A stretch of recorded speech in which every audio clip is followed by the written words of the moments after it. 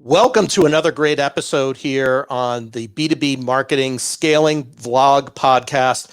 We're in for a real treat today. We've got Jody Daniels, who owns her own privacy firm, and I'm really excited to bring her on onto the show. There are so few people that specialize in data privacy, and she is one of those people. As a reminder, we're currently sponsored by the Growth Operations Community, which is a professional network focused on aligning marketing, sales, and customer success to deliver excellent customer experiences in order to drive business growth. It's a community where growth ops professionals can connect with one another and share and align on best practices and foster personal growth. With that, I would love to introduce Jody and bring her onto the show. Hello, Jody. Hi, it's great to see you. Thanks for having me. Great to see you. Jody and I belong to a similar small business organization. We met through networking. And Jody, I was just sharing with the audience a moment ago, you've got incredibly unique skill sets as a privacy expert, but would love to hear an intro from yourself rather than me doing the intro. Tell us a little bit about yourself. Absolutely. So I spent 19 years in corporate America with a wide background of accounting and finance, strategy, targeted marketing. I used to stalk you before Facebook ads did. I did it for cars. And that's how I got into privacy, quite honestly. So I built a privacy program for a couple $1 billion company, went to Bank of America, was their digital privacy expert. And now for the last several years, I've owned a boutique data privacy consultancy. And we're all about working with overwhelmed small and medium businesses to help them comply with global privacy laws like GDPR and CCPA. And I know we're going to get a little bit knee deep in it. So we're the operational side to helping companies comply with these laws. All those topics are really hot, especially CCPA. But, given where you sit and kind of looking across organizations, what's the number one mistake that you see brands or companies making with data privacy? The biggest mistake that I see companies make with data privacy is they say, I have to update my privacy notice. So they update the privacy notice, they put a cookie banner up, and then they think they're done. And that's it. And that's really the external piece of what we see, a consumer sees, a customer sees.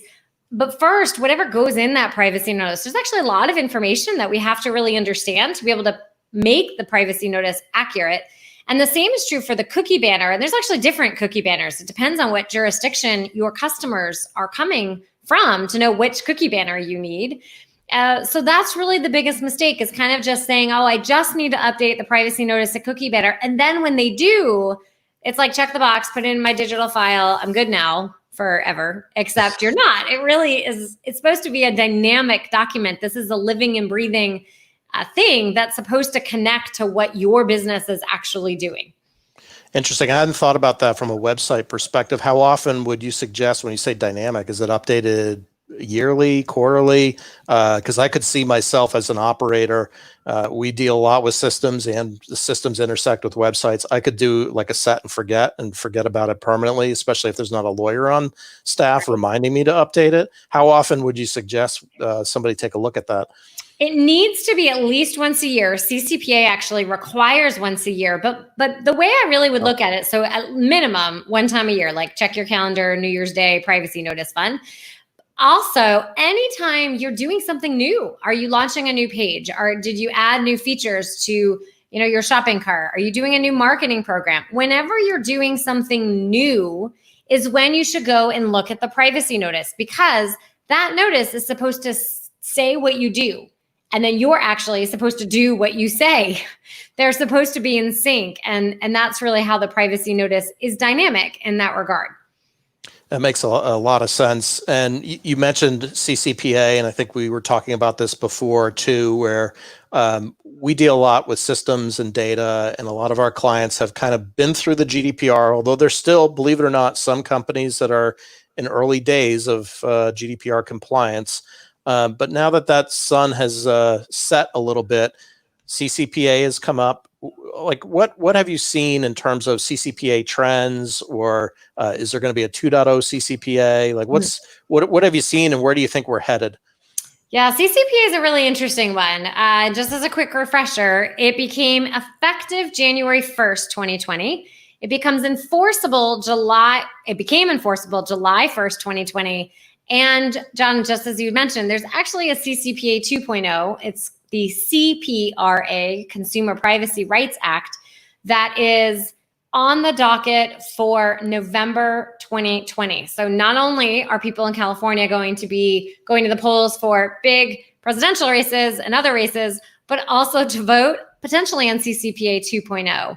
So that's the really big piece. To kind of dive into what we're seeing in the trends, there's a couple different parts. So for starters, for B2B, there's an exemption for some of that B2B data. And a lot of B2B companies are confused. Do I need to be worrying about CCPA? Do I not need to be worrying about CCPA? And my answer, as the great non-attorney, is it depends. Because it does really truly depend on the type of data that you're collecting, how you're using that data, and very importantly, what your customers expect. And more often than not, what I see is that customers expect of their vendors, which as a B2B company, you're a vendor to somebody else, and says, hey, I need you to comply with CCPA. So from that standpoint, you're seeing, oh, well, now I have to actually comply with it. And then the other thing is the average consumer doesn't really understand, oh, that's okay, you're B2B, you don't have to comply. Right? They don't understand the nuance of the law, the average person. And so they kind of all think, well, it just applies to everyone. And that, I think, is the direction. So while there's a technicality that there's this exemption for parts of B2B until January 2021, in reality, many of the companies that I work with have just gone full steam ahead to make the whole business comply because it's the right thing to do and it's what customers are expecting and demanding. Ignorant question on my part with CCPA, and we've been through some GDPR projects with timestamping and the protection of PII and not downloading it, not touching it, making sure that we're really fostering a trail of record and making sure that the storage of data is stored according to its policy. What does in a B2B environment? What does CCPA protect against from a B2B perspective, or is it the same type of thing but just at a more of a microcosm viewpoint within the state of California? It's almost the same type of approach as GDPR.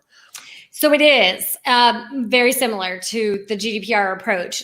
While GDPR is, it covers employees and consumers, and really it covers individuals, whether you're an employee, a consumer, or a vendor. The California law, while it's the Consumer Privacy Act, people think consumer is just a consumer.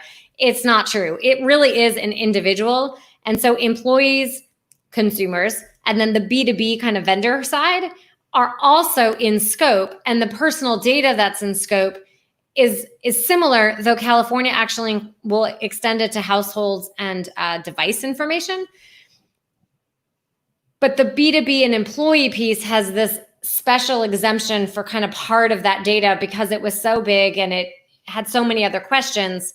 They basically made this exemption for part of the individual rights until January 2021.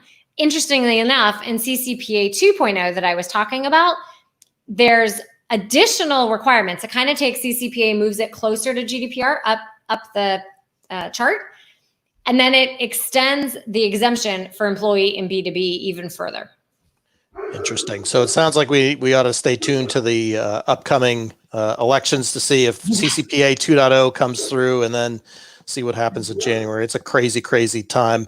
I guess last question, and again, because you've seen so many different variations of privacy, how do companies use privacy to their best advantage based on your experiences?